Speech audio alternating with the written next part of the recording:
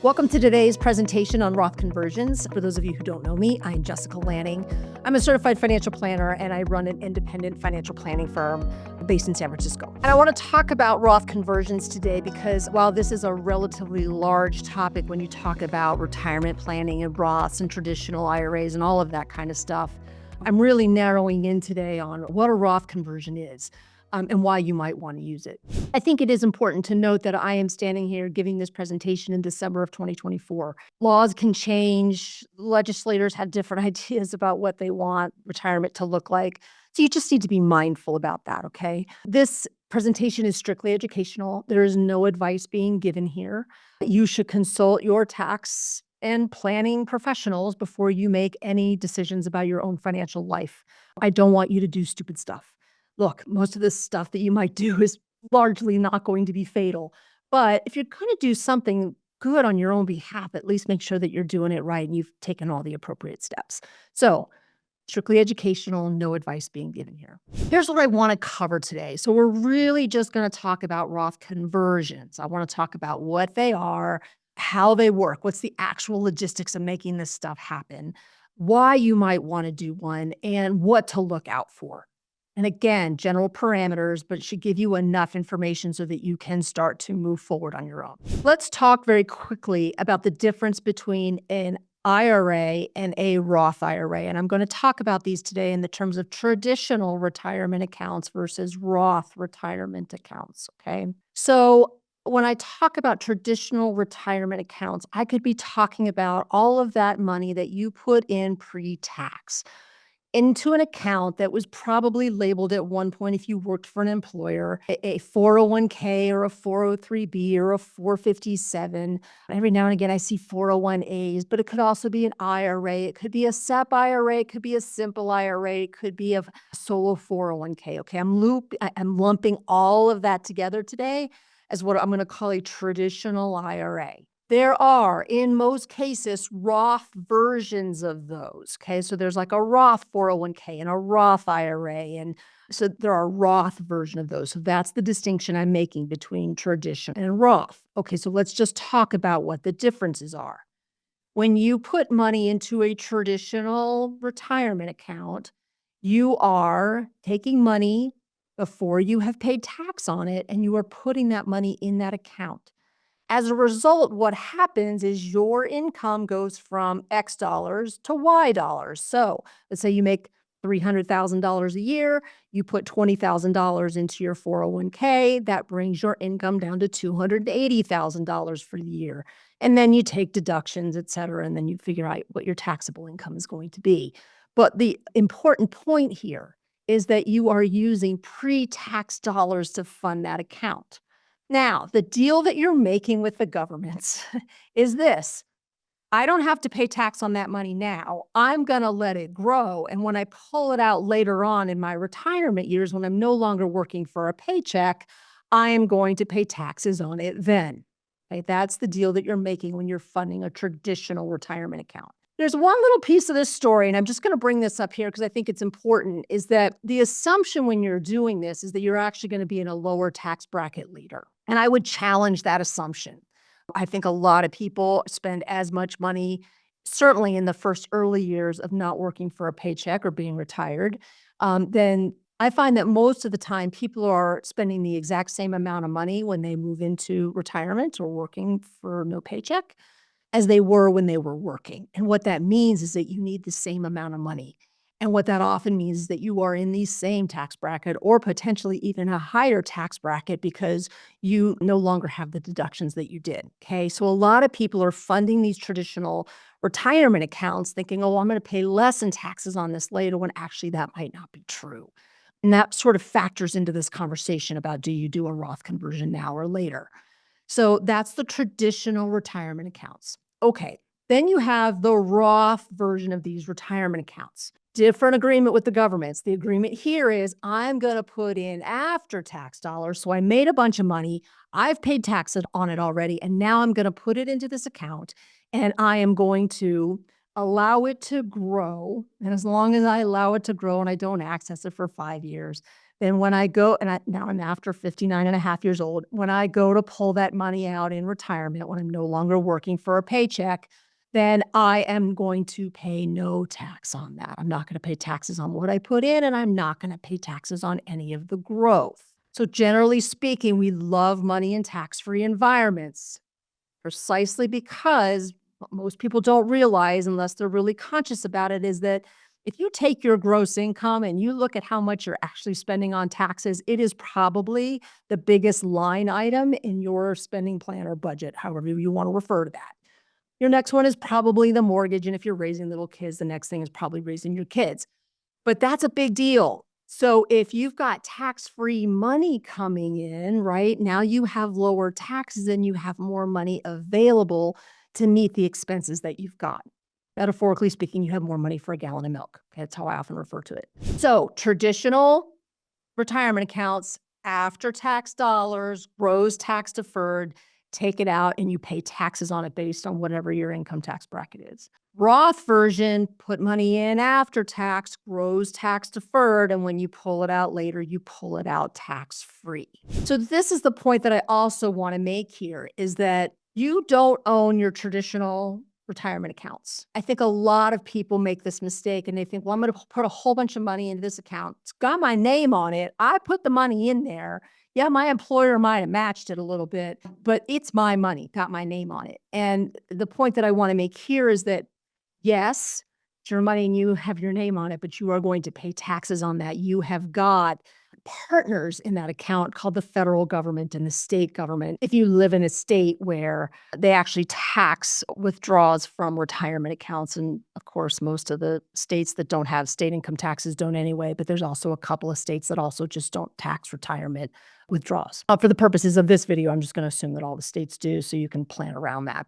And mostly we're going to talk about the federal government. But the point I want to make here is that you do not own all the money in your traditional IRA. You do own all the money in your Roth IRA, at least as the tax code reads now. Okay. So that's the difference between an IRA and a Roth IRA. The purpose of this video is to talk about Roth conversion. So now I want to talk about the difference because this is an important point and it's very easy to get it screwed up.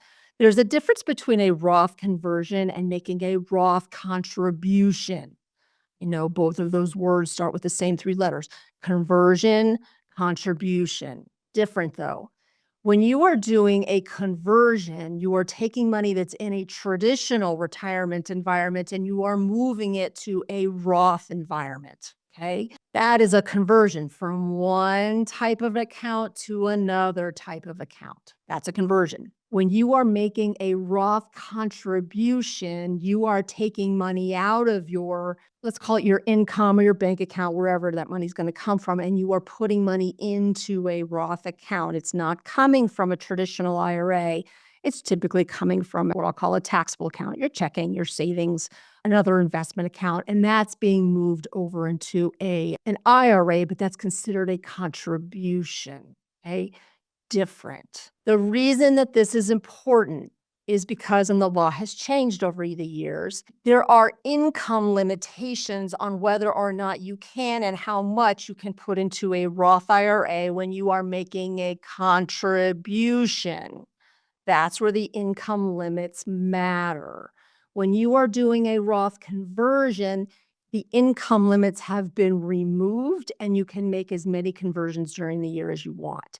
So that's a huge, huge point. And there's a couple places in this process where people get that screwed up. And so I'm just going to try to bring those up along the way. But for now, I think the important thing to remember is that no income limitations on the Roth conversion and make as many as you want during the year. If you make a contribution to a Roth IRA, then you are, or Roth 401k, whatever it might be, then there are income limitations and limits on how much money you can put into those accounts. I think it's really important in this moment for me to also bring up this point. So a lot of people in the last many years have been working for employers that have 401k plans, that have plan agreements or provisions in those plans that allow people to do what's called a mega backdoor Roth contribution. Again, that's a contribution. It's not a conversion technically, although it's kind of a mishmash of the two. And that's where I think one of the places is where people get confused. So what's happening with the mega backdoor Roth is that employees can contribute to the traditional 401k, and then they can add additional contributions that are then converted into a Roth 401k or actually moved over to the Roth 401k. I love those, by the way, but that is not the topic of this particular presentation, and it takes into account a very different set of analyses. So I'm pulling that out of this particular presentation. I know that it's out there. I know that it gets kind of confusing around contribution and conversion, but I'm just going to remove that from this presentation today. We can talk about that another time. So that's the point that I just want to make here, is that there is on the conversion, there is no income limitation, and you can do as many as you want during the year. Let's talk now about what a conversion is. I want you to keep this really high level because it really helps with the understanding about what's going on. So remember, you don't own all of the money in your traditional retirement accounts. You share them with the federal government for sure, and in many cases, you also share them with the state government. All you're doing when you are doing a conversion is you are buying your government partners out of that account. Really, it's that simple. That's how you should think about it. I own this account with the federal and state governments. I want them out of my hair. I'm going to move this to a Roth, and I'm going to pay them off right now. That was an important thing that I just said at the end. You're going to pay them off now. There are going to be tax implications of doing this particular strategy. So you need to be mindful of that. And we're going to talk about that a little bit more. But really keep it high level. When you're doing a conversion, all you're really doing is buying your government partners out of the account that you have. Let's talk about how that works. Okay, I am a pure planner. I love planning. I like to do planning work for my clients so that they make smart, conscious decisions about their money. That's what's really important to me. And so it will come as no surprise to you that the first thing I'm going to say is the first thing you need to do is your planning. So I want you to do your planning first so that you get this right and you do the best thing that you can on your behalf, and making sure that you're running your numbers and you've thought this through and you've worked with your tax professional and you've worked with your financial planning professional, that you are on track to do this in a way that's actually going to serve you. So first thing to do, got to do your planning, got to run your numbers. The second thing that you're going to do is confirm with your tax person and your financial planning professional that this is actually what you want to be doing and it makes sense in the context of your overall financial situation and tax situation. There are nuances that your tax person and your financial planning person might see that you would not necessarily see. And I want you to make sure that they take a look at it and bless it and say, yep, this makes a lot of sense. The other conversation that you want to make sure you have, and this is really important, is that you have a conversation with your tax person about whether or not you need to now make a quarterly contribution to the federal and state governments because you are doing this conversion. And this surprises people. So if you're going to convert $30,000 of your retirement account, your traditional retirement account, let's call it the IRA, and you're going to move it to a Roth IRA, that 30,000 goes from here to there. But there is a tax consequence that happens as a result. You want to know what it is, and you want to know whether or not you should be sending in money now to avoid interest and penalties on a tax payment that you should have made and didn't. Okay, so that's the next thing you want to do. So first, do your planning. Second, confirm with your tax person and make sure that you should or shouldn't make a contribution to your tax liability in real time. Okay, the third thing that you need to do is you need to identify which account you're going to do the conversion from. I know this sounds really basic, but it's an important point. Are you going to pull it? So let's say you've got a partner or spouse. Are you going to pull it from your account or your spouse's, your account or your partner's? Is it going to come from that 401k from that job that you left a million years ago? Or is it going to come from the IRA that you already have at your, retirement planning institution or wherever you keep your money? You want to identify, okay, where is the money going to come from? Because every institution is going to have its own rules and paperwork, et cetera, about making this happen for you. And so pick your institution. That paperwork really shouldn't matter, but you just want to be clear so that you're not chaotic about this, especially in December when all of these institutions are really quite busy. Okay. So you want to confirm what account you're going to take the money from. I often get the question, can it be my 401k at work where I'm already working? The answer to that is generally no, unless you're over 59 and a half and the plan allows for those withdrawals, and typically they do. But if you're under 59 and a half, very often you can't. However, if you have a 401k at an old firm, then you might be able to take the money from that 401k and send it to a Roth IRA. Again, you'll want to call and just confirm that. The other piece that I will mention is that sometimes if you move your old 401k into your new 401k, sometimes the plan at your new 401k will allow you to access those old 401k funds for this purpose. It just depends on whether or not they've segregated the money and the plan allows for it. So you might have to make some phone calls. These are the questions that I typically get, and I don't have those answers. The institution and the third-party administrator on the 401k actually has all those answers. So that's what you want to do next. So first, do your planning. Second, confirm it with your tax person and figure out whether or not you got to make a tax payment. Third, figure out what account you are going to pull this money from. Now you've got to figure out where is the money going to go. Again, I realize this might seem really, really basic, but sometimes it's just not that simple. So often clients will say, well, can I send money from my old traditional IRA to my spouse's Roth IRA? Because she already has one or he already has one. The answer to that is no. So you need to pick an account that's actually yours. It needs to go from your traditional IRA to your Roth IRA. Or your Roth account. That's how this needs to go. It's got to have your name on it. Now, it can be an account that already exists. So for instance, let's say you've got all your money at a particular institution. You might have an IRA there, you might have a Roth there, and maybe a brokerage account as well, a joint account or a trust account. You can choose to use that Roth IRA, even if this is the first conversion you've ever done. There's no need to segregate it. And actually, I would tell you to use that Roth account because there is this thing called the 5-year rule. That money needs to sit in that account for 5 years, and you need to cross over 59 and a half years old, et cetera, in order to pull that money out income tax free. And so if you've already got a Roth that's got that time clock started, it makes a lot of sense actually to put that money into the Roth. Now, you may not have a Roth account. That is not a problem. You might have to create an account. This is, again, where people get kind of confused. They'll say, well, Jessica, if I create an account and I move money from the IRA to the Roth IRA, then haven't I done a contribution? The answer to that is no. This is still a conversion, okay? So you might have to create the Roth account.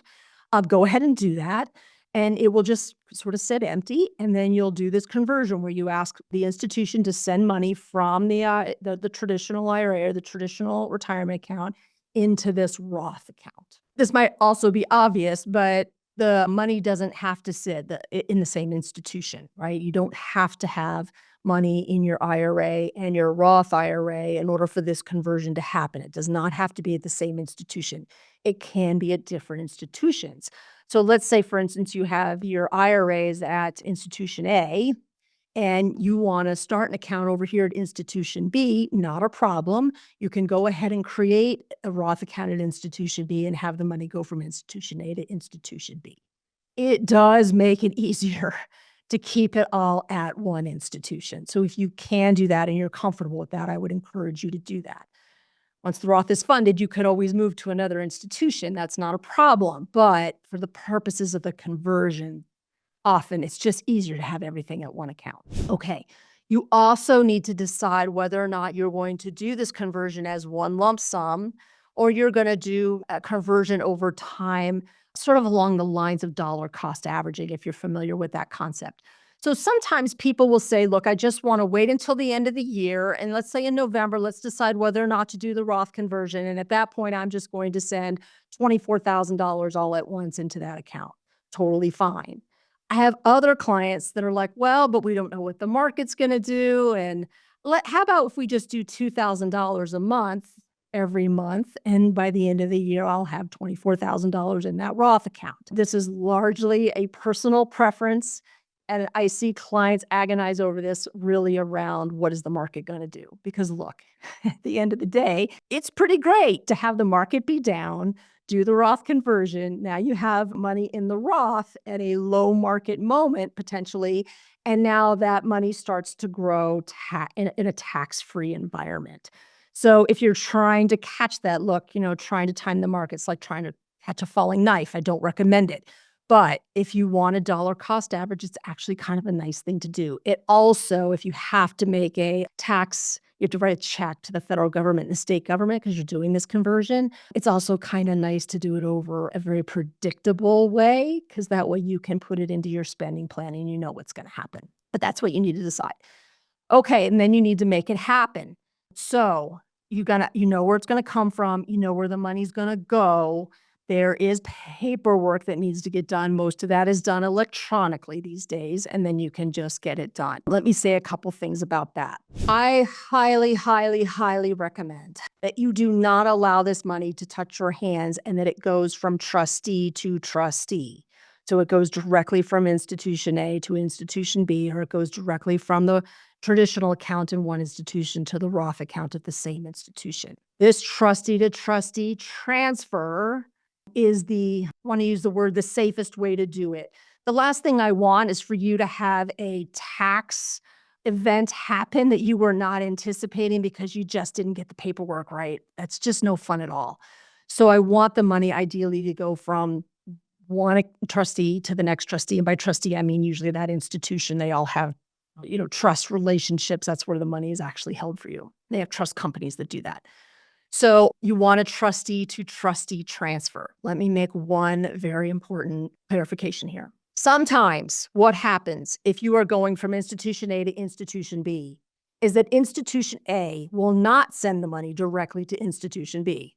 What they will do is they will make the check out to institution B. So the check will say, please deposit this money to Jessica Lanning's Roth IRA at this account. Or it'll say, please transfer to institution B for the benefit of Jessica Lanning into her Roth account. But what happens is, and this is largely a security issue, is that institution A sends the check to me, even though it's made out to institution B. Institution A sends the check to me, and then I am responsible for immediately turning around and sending the check to institution B. Do not deposit that check. Don't endorse that check. You just send it directly to the institution. This little piece that happens is a security issue. It's probably a good thing, but it does add another step. And again, this is one of the reasons why I'd rather stay in the same institution and go from your traditional IRA to your Roth IRA or your traditional retirement to your Roth retirement. There is this concept of what's called the 60-day rollover. So you can have money sent to you from your IRA made out to you. You can actually deposit that check. And as long as you get that exact same money into institution B within 60 days, that is considered a qualified rollover. I really, really don't like this idea for the purposes of a Roth conversion. Using that 60-day rollover actually has some really great utility in another situation, but not for just what I'll call a traditional conversion. So I would much rather you not take the money and put it in your account and then send it to the other institution or even send it back to the same institution for the purposes of a Roth conversion. Not a great idea. I'd rather it just go from trustee to trustee, even if they have to put you in the middle to just make sure that the check gets to the next account. And while you're at it, while you're here, would you please, please, please check the beneficiaries on your account?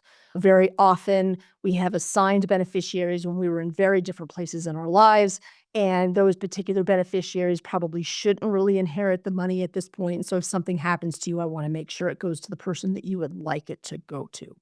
So let's review. And I think I just added a bunch of steps. So let's review. So first of all, you got to do your planning. Second of all, confirm with your tax person and make sure that you get a number on whether or not you need to, and whether or not you need to make a tax contribution. You need to identify where the money is going to come from. You need to identify the account where it will go. You then need to decide, do I want to do a lump sum or do I want to do this over a period of time during the year? And then you need to make it happen. And by that, I mean, figure out the paperwork, figure out how it's going to get from one place to the next and make all of that happen. And generally speaking, when you call up the institution and you tell them that this is what you want to do, they will walk you through all these steps. And it's gotten far easier over the last couple of years just due to technology. So you shouldn't struggle too much with this. And then my last request is that once you've done all that, you check your beneficiaries, right? Cross your T's, dot your I's. Did the money that you want to get converted, and are the beneficiaries who you want them to be? And again, what beneficiaries you choose is not a topic of conversation for this particular webinar because there's a lot to talk about with that. So talk to your estate planning attorney, get specific instructions, make those beneficiaries happen. And actually, if you can get your estate planning attorney to fill out those forms for you, I would actually recommend that. So that's how you make a Roth conversion happen. It's generally not complicated. It's pretty straightforward. And if you already have a tax professional and a financial planning professional, they can probably do most of this work for you. And you can probably just sign, make some decisions and then sign documents and they'll make it happen for you. We do this for our clients all the time. Okay. Let's talk about when doing a Roth conversion makes sense. This is a really important point and it's often overlooked, but the first thing that I want to make sure that you're aware of is that you might remember you're buying out your government partners, so you've got to go give them money. And I want to make sure that before you do a Roth conversion, that you actually have money in non-retirement accounts to pay those taxes if any is due.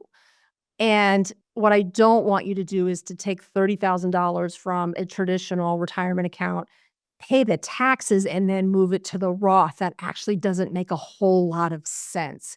It's far better to take the tax payments from non-retirement accounts. So you want to make sure you've got that money available in order to make this strategy, let's call it, most effective. So that's the first thing, is make sure that you've got money in non-retirement accounts to pay the taxes. The second thing is that you really want to do this during low income years in a perfect world. So we have what's called a progressive tax system. There's this whole concept of marginal tax brackets. When you are, for whatever reason, making less income in a particular year, and that could be for a variety of reasons. You take time off to have kids, or you've taken time off to take care of family members. You decided to start a business this year and it's not really making a whole lot of money. Or maybe you have changed jobs and now you're not getting as big of a bonus as you were the previous year moving into retirement, right? It's a great example. But whatever might cause you to have a low income years are really beautiful years to do Roth conversions. And I always have this on my agenda whenever I see a client that's having a low income year. We may or may not do the Roth conversion, right? Got to go back and do the planning, but it's a great time to do this. Not going to go into the details of a lower tax bracket, but what I need you to understand is that on your tax return, what happens the year that you do conversions is that there is a line here that says, did you take any money from a retirement account? And that you fill that in, or your tax preparer fills that in. That becomes part of your income for the year. Right? There's not like a separate page where the Roth conversion happens. No, it happens right there on page 1 of your 1040 return. And so that is added into your income. Well, if I add that money to very high income, right, you're paying a lot of money to the federal and state governments in order to make this Roth conversion happen. Now, it still might make sense. Again, you got to do your planning, but when you have a low income year and that there's lots of room within a particular marginal tax bracket to do this conversion, you might actually be paying very little and maybe even no tax on that conversion. Love those years. So low income years are a really great time to do this. This also makes a lot of sense when you want to pass tax-free assets to your heirs. So if you have a lot of assets in, let's say, a tax-deferred environment or in a taxable environment, and you have very little in a tax-free environment, you might want to shift around the tax characteristics of your assets, and doing a Roth conversion is one way to do this. And I generally like people to do it over a period of time, not just in one giant lump sum in 1 year. I mean, you can certainly do that, but again, back to those marginal tax brackets, you might be paying a lot of money on that conversion when if you had just spread it over a series of years, you wouldn't have had that happen. So if you want to pass tax-free assets to your heirs, another consideration in whether or not you should do a Roth conversion. Here's where I do this most often is when I have clients that have an enormous amount of money in tax-deferred traditional retirement accounts. And I can project out for them. I do this regularly. Okay, you're going to stop working for a paycheck here. You're going to start collecting Social Security here. You're going to have to take a required minimum distribution from that traditional retirement account here. And ooh, look at this. You're actually having to take out more money than you need and then pay taxes on it when you're now forced to be in a higher tax bracket. So I see this commonly because look, as you're working, you're an employee and you're making a bunch of money and you're socking money away in your 401k like you've been told to do. All of that is awesome, but there are implications to that. And so I just want you to take that into account that it might not make sense in this very moment to do a Roth conversion given what your tax implications are, but it might make sense over the long term. And so that's where I really have clients take a look at, okay, should we be doing a Roth conversion this year? Perhaps even when you're in a high income year. So I just want to make note of that is that sometimes even when you're having a high income year, you might actually really want to do a Roth conversion. Doesn't happen a lot. Sometimes it does make sense. So just to review, you want to consider a Roth conversion when you have the money in a non-retirement account to pay the taxes. You are potentially in a low-income year. You want to pass tax-free assets to your heirs. And when you have an imbalance, let's call it, in your tax-deferred, taxable, tax-free assets, and you want to bring some balance to that particular overall portfolio allocation tax-wise. I want to bring up this point, and I hear this a lot, and I want to change your thinking about this particular issue, and here's why. So I often have clients that will say to me, well, Jessica, I need to know when the crossover period is. And I run this crossover period frequently because my retirement planning software just does it, but I think it's really the wrong way to think about it. So here's what the clients are actually asking. What they're asking is, look, I'm going to have to do this conversion and pay taxes. And because I've now paid taxes, I overall have less money in my accounts. I'm actually down money in assets at that moment. And before it's going to take many years for that Roth to grow to where I am actually in a better position than I was when I started doing the conversion. So that's what I mean by the crossover point. I have to pay out money now, reduce my assets, and then I've got to wait for the money to grow in the Roth before I am asset even to where I was when I started this process. I think that's the wrong way to think about this. It's not that that's a bad analysis to do. It is worth looking at. But a couple things, and here's really the big one. The big one is that I think the question you should be asking yourself is my purchasing power the same, or has it gone down? And the argument that I would make after you've done a Roth conversion is that your purchasing power of those assets is exactly the same, if not better now, okay? And here's how to think about it. Okay, if you've got, let's say, $100,000 in a tax-deferred account and you want to make let's call it a $15,000 purchase, you've got to withdraw $20,000, pay the taxes in order to make that $15,000 purchase. That is no different than moving $20,000 over to a Roth environment, paying the $5,000 in taxes. You still have the capacity to make the same amount of purchases with the assets that you have. Now, I want to put just a fine tune on this that yes, there is a 5-year rule. And if you're not over 59 and a half, you don't really want to spend that money because you'll pay penalties on it, pulling that money out of those accounts. I get all that. But the analysis, I don't think, should really be where the crossover point is. And by the way, you're going to hate it. It's ugly. It's somewhere between 12 and 18 years. You won't like it. But that shouldn't be what prevents you from doing that, because in my mind, your purchasing power is remaining the same. And now it's getting even better over time. And when I start looking at, okay, let's call it very high health expenses, long-term care is really what I'm thinking. When you're getting older in your 70s, 80s, 90s, then there actually is potentially more money there to be able to make those payments and pay for your care. So There is a crossover point analysis that should get done, but I really believe that you also need to be thinking about, okay, what is my purchasing power of this money, and has that really changed? And the answer to that, in my opinion, is no. The other piece of this that I will also say is that if you are doing this conversion mostly for the sake of your heirs, then it kind of doesn't matter what the crossover point is, and it really doesn't matter what the purchasing power is.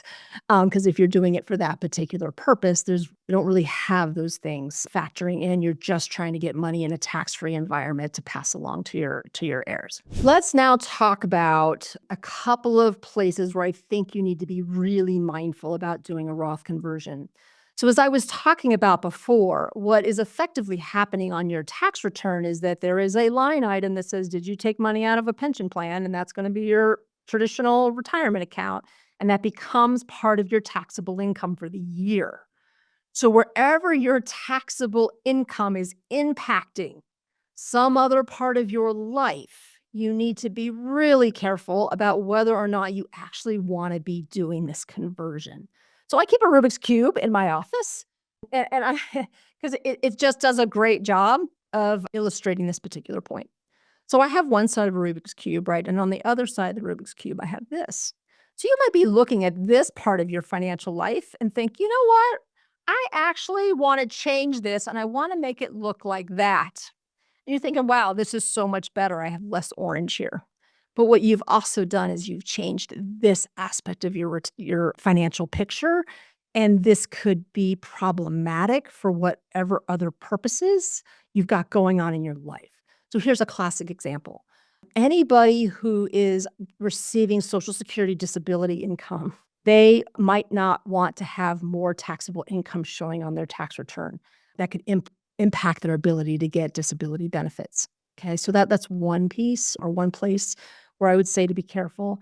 Another one is if you have kids in college and for whatever reason you've been able to get need-based aid and they are looking at your tax returns every year to determine whether or not they should continue to give you that need-based aid, showing more taxable income is going to be problematic. You might need to wait a few years, get that kid out of college when your tax return doesn't matter anymore, and now you can do your Roth conversions.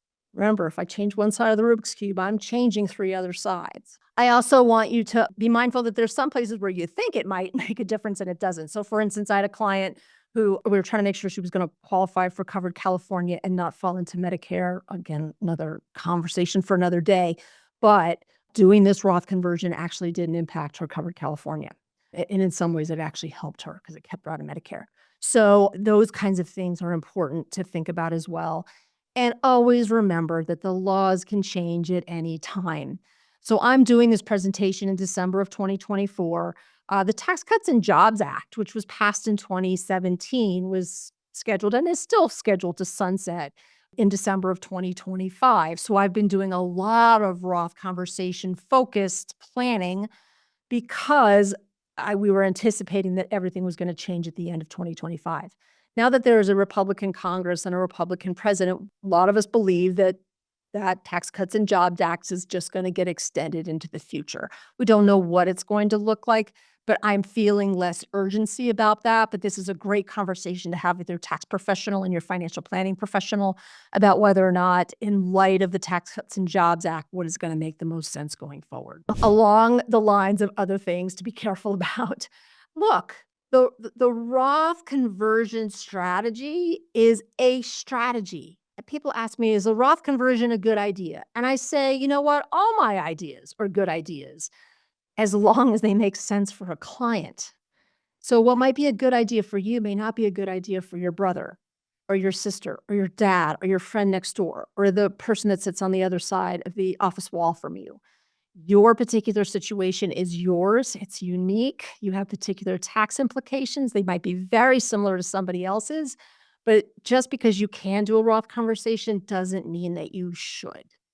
And if you talk about this with your financial planner, be very clear about what you're trying to achieve, because there actually might be better strategies available to you that would achieve the same effects, but don't require the tax implications that a Roth conversion would. So They're just other strategies is the point that I want to make. You're trying to just create tax-free money that shows up for your heirs, for instance, when you pass. Doing a Roth conversion is not your only answer by a long shot. There's some other answers out there. So be just really clear with your financial planner professional why you're actually doing this or why you're considering a Roth conversion. The other thing that I also want to mention is that I think a lot of people saw the Roth conversion opportunity and they just converted all of their traditional retirement accounts into a Roth environment. Again, generally speaking, these things are not fatal. Like, it's not the end of the world that somebody has done that. But I actually don't like clients to do that. I like them to keep tax deferred assets around. So these traditional IRAs, 401ks, that traditional retirement money actually can be very valuable later on. This is a great example. Let's say you're in long-term care, your family's having to pull money out of your assets in order to meet the long-term care expenses. Those expenses are now a medical expense. They're actually deductible on your tax return, and you actually might want to pull money out of a tax-deferred environment because those deductions might actually offset the taxes. And now you've actually essentially gotten tax-free money. It's kind of a way to think about it in order to meet those expenses without having ever done the Roth conversion. So there are longer-term needs that you might also want to be thinking about in terms of the Roth conversion. Again, whether or not this is actually the best strategy at this time for you. A couple other just little pieces. We talked about the 5-year rule earlier. People get very twisted up about the 5-year rule. I personally don't get twisted up about the 5-year rule. The 5 years is going to pass. But yes, the sooner you can get this started, the better, even if you only convert $1,000. Sooner you can get started, the better, right? Get that time clock started. It'll make you feel better. The other thing I want you to think about is that the stretch IRA that used to be so popular is actually gone now. So let's talk about that just a little bit. So one of the reasons that you might want to give an IRA, whether it's a traditional one or it's a Roth one, to somebody younger when you die, is that it used to be that that person could stretch the withdrawals from those accounts over their lifetimes. I'm assuming that since you're listening to this video that you are alive and you're going to die after 2020. So those stretch IRA rules that used to be so beneficial are actually now gone. And this is true for the Roth IRAs as well. So it used to be you could die, give your IRA or your traditional retirement account to your grandkid, and that grandkid could stretch the withdrawals from that account over their lifetime, which could be 90 years. That's gone now. Everybody who inherits an IRA of any kind, and there's lots of rules around this, and not spouses, but if it's a non-eligible person, that stretch IRA piece is now gone. So people got very excited about putting money into Roth IRAs to give to their kids, but even those kids are going to have to be subject to the 10-year rule or are going to have to liquidate that Roth IRA in 10 years. The reason for that is because the government always wants its share, and what they want to do is force that money back into a capital gains environment so they can start collecting capital gains taxes on it, okay? There are budgetary implications that happen every time Congress passes a law like this. And if they're going to lose money, they've got to find money to replace it somewhere. And so hence the killing of the stretch IRA.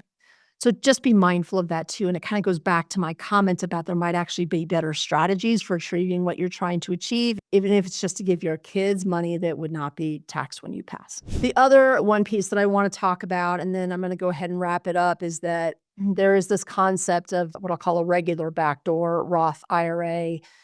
And we did not talk about this either, but it is technically a conversion. What happens in this particular instance is you fund a non-deductible regular IRA and then you immediately convert it to a Roth. So there's no growth. And now all you have is a Roth IRA. I want you to be extremely mindful about this. That is technically a conversion. It is not the topic of this particular webinar. And the reason that you need to be mindful is that if you've got other IRA money, and I'm using the registration very specifically in this moment, if you've got money in an IRA and then you do this backdoor Roth IRA, what you've actually done is you have got a IRA with a basis in it because it was funded with after-tax dollars because it was not deductible. And now you've got an IRA with tax-deferred dollars in it. That money went in pre-tax. So you've got an IRA that with money that went in pre-tax and now an IRA that was funded with after-tax dollars. And when you go to do this backdoor Roth, all of this money that's in this IRA with pre-tax dollars gets factored into how much of this backdoor Roth IRA actually is not, you don't have to pay taxes on. So I always encourage people to get rid of their IRAs, throw them back up into their 401ks, and then do their regular backdoor Roth conversions. So that's a very fine point, but I didn't want you to listen to this whole thing and think, oh, well, I'm just going to do this with my, I'm going to fund this backdoor Roth IRA because that actually is not going to serve you the way that you think. Okay, so that brings me to the end of my presentation. We have covered a lot in this video. I think the things that I want you to take away from this are, number one, do your planning, talk to your tax and financial planning professionals before you do anything. Make sure it makes sense. You've got the ability to pay the taxes if you need to pay taxes out of a non-retirement account. Figure out the logistics of this, make it happen, check your beneficiaries, and you're going to make this decision year after year after year, depending on what your personal financial environment looks like and what the legislative environment looks like and what the tax environment looks like. So you can create the 5 or 10 year plan to do all these conversions that you want, but you really want to be revisiting this every year and making sure that it still makes sense for you. You are welcome to reach out to me with questions. I love talking about Roth conversions. Of course, if you're already a client of mine, we can do this relatively expeditiously because I've got all your information. But I strongly encourage you to find a financial planning professional if you don't already have one. And if you don't, I'd be happy to talk to you. I'm Jessica Lanning. Lanning Does Planning.